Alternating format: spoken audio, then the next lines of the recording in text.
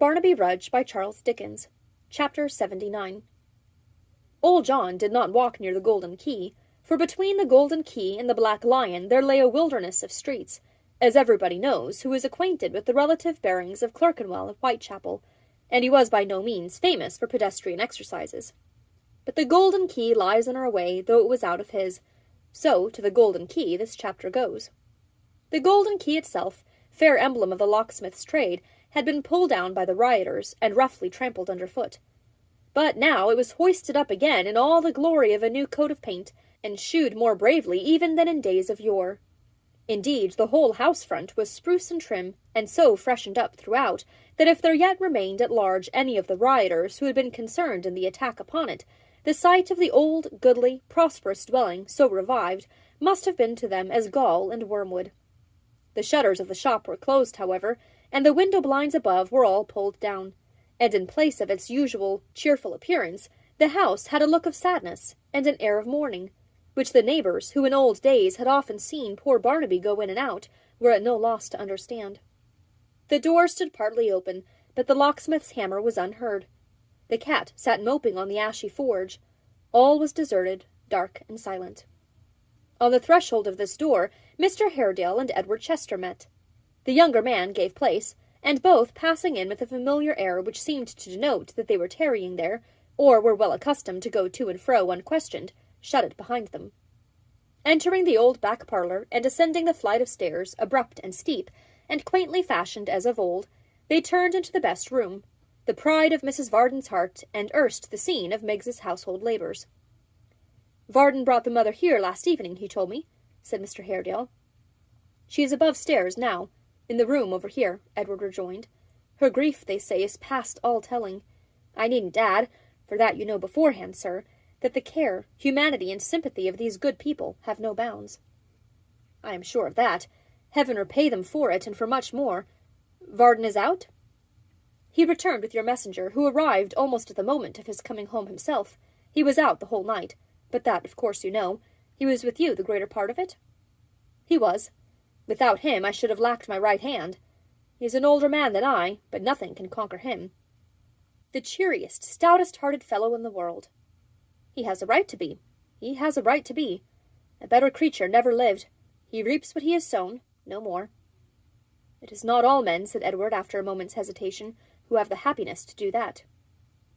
"More than you imagine," returned Mr. Haredale. "We note the harvest more than the seed-time. You do so in me." In truth, his pale and haggard face and gloomy bearing had so far influenced the remark that Edward was, for the moment, at a loss to answer him. "Tut, tut," said Mr. Haredale. "'Twas not very difficult to read a thought so natural. But you are mistaken, nevertheless. I have had my share of sorrows, more than the common lot, perhaps, but I have borne them ill. I have broken where I should have bent, and have mused and brooded when my spirit should have mixed with all God's great creation. The men who learn endurance are they who call the whole world brother. I have turned from the world, and I pay the penalty." Edward would have interposed, but he went on without giving him time. "It is too late to evade it now. I sometimes think that if I had to live my life once more, I might amend this fault. Not so much, I discover when I search my mind, for the love of what is right, as for my own sake. But even when I make these better resolutions, I instinctively recoil from the idea of suffering again what I have undergone, and in this circumstance I find the unwelcome assurance that I should still be the same man, though I could cancel the past and begin anew, with its experience to guide me." "Nay, you make too sure of that," said Edward. "You think so," Mr. Haredale answered, "and I am glad you do. I know myself better, and therefore distrust myself more. Let us leave this subject for another, not so far removed from it as it might at first sight seem to be. Sir, you still love my niece, and she is still attached to you." "I have that assurance from her own lips," said Edward, "and you know, I am sure you know, that I would not exchange it for any blessing life could yield me." "You are frank, honourable, and disinterested," said Mr. Haredale. "You have forced the conviction that you are so, even on my once jaundiced mind, and I believe you. Wait here till I come back." He left the room as he spoke, but soon returned with his niece. "On that first and only time," he said, looking from the one to the other, "when we three stood together under her father's roof, I told you to quit it, and charged you never to return. It is the only circumstance arising out of our love, observed Edward, that I have forgotten. You own a name, said Mr. Haredale. I had deep reason to remember. I was moved and goaded by recollections of personal wrong and injury, I know, but even now I cannot charge myself with having, then or ever, lost sight of a heartfelt desire for her true happiness, or with having acted, however much I was mistaken, with any other impulse than the one pure, single, earnest wish to be to her, as far as in my inferior nature lay, the father she had lost. Dear uncle, cried Emma, I have known no parent but you. I have loved the memory of others, but I have loved you all my life. Never was father kinder to his child than you have been to me, without the interval of one harsh hour since I can first remember.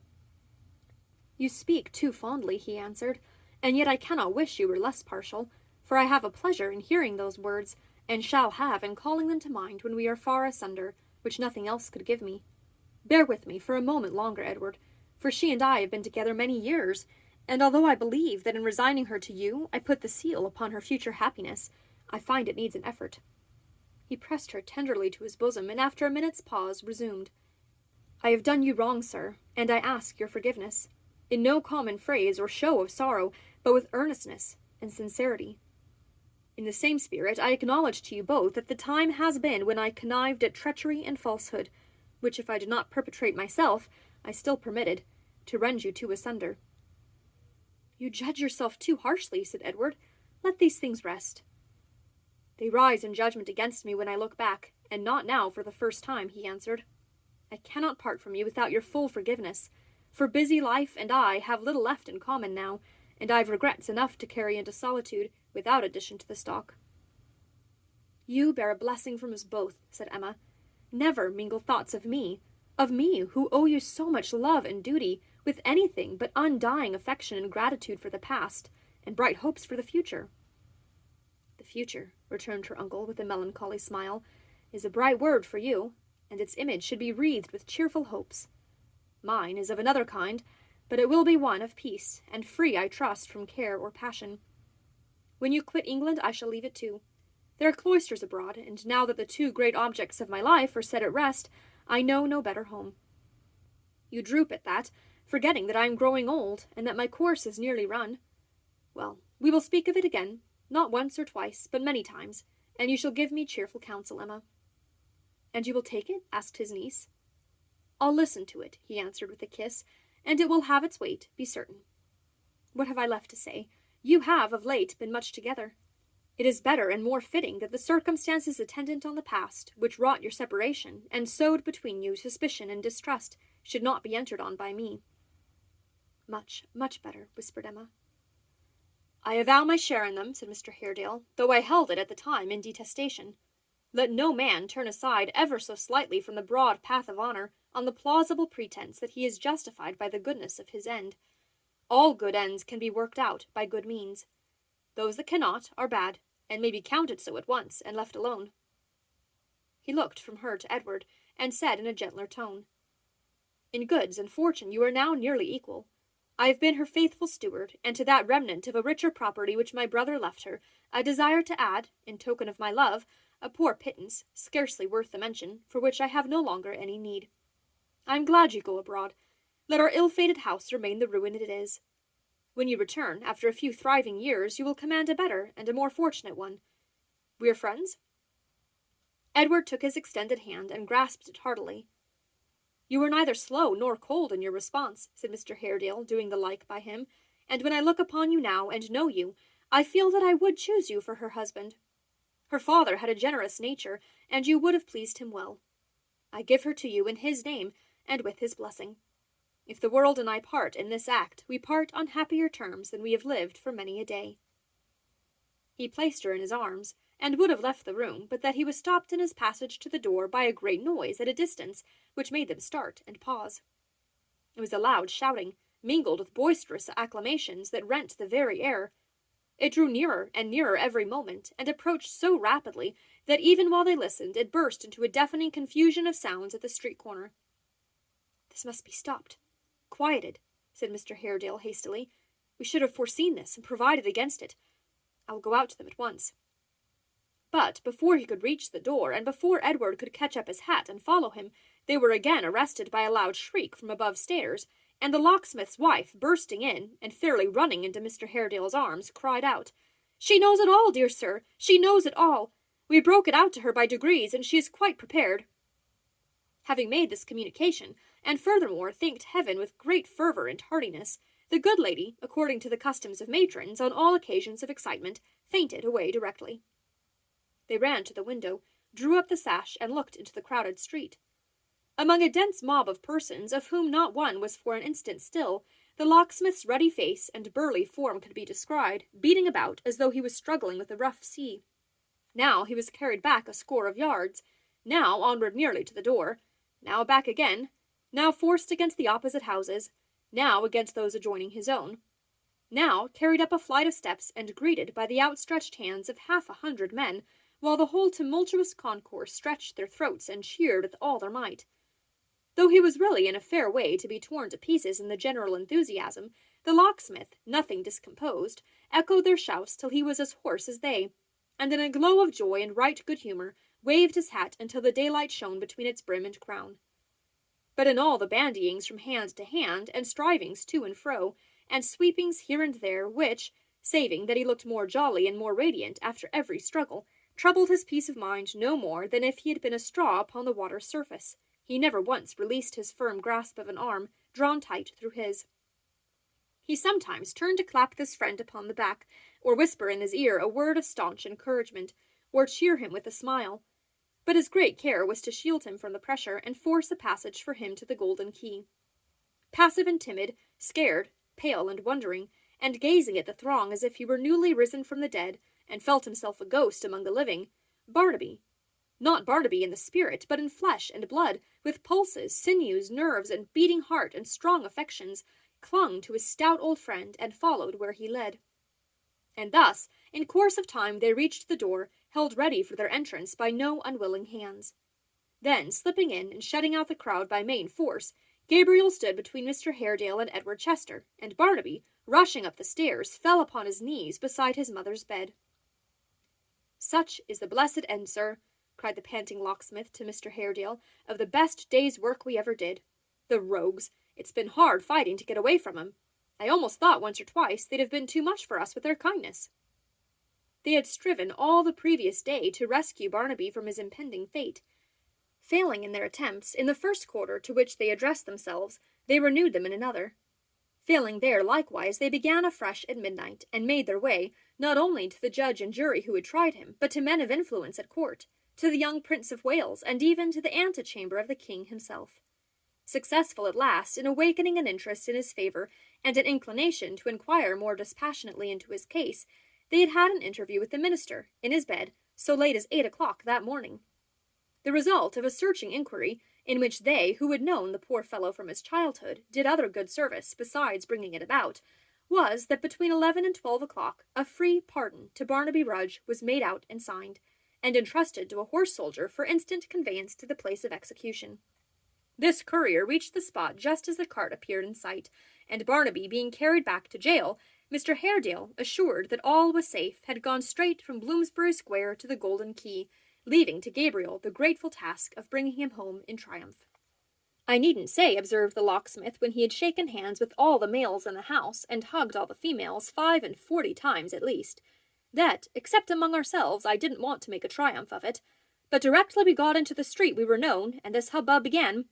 Of the two," he added, as he wiped his crimson face, "and after experience of both, I think I'd rather be taken out of my house by a crowd of enemies than escorted home by a mob of friends."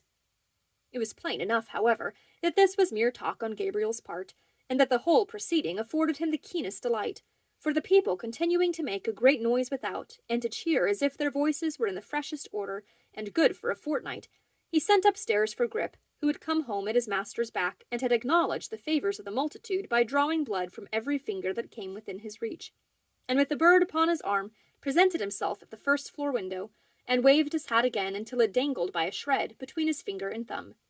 This demonstration having been received with appropriate shouts, and silence being in some degree restored, he thanked them for their sympathy, and taking the liberty to inform them that there was a sick person in the house, proposed that they should give 3 cheers for King George, 3 more for Old England, and 3 more for nothing particular as a closing ceremony. The crowd assenting substituted Gabriel Varden for the nothing particular, and giving him 1 over for good measure, dispersed in high good humour. What congratulations were exchanged among the inmates of the Golden Key when they were left alone! What an overflowing of joy and happiness there was among them! How incapable it was of expression in Barnaby's own person, and how he went wildly from one to another until he became so far tranquilized as to stretch himself on the ground beside his mother's couch and fall into a deep sleep, are matters that need not be told. And it is well they happen to be of this class, for they would be very hard to tell were their narration ever so indispensable. Before leaving this bright picture, it may be well to glance at a dark and very different one which was presented to only a few eyes that same night. The scene was a churchyard, the time midnight. The persons Edward Chester, a clergyman, a grave-digger, and the 4 bearers of a homely coffin.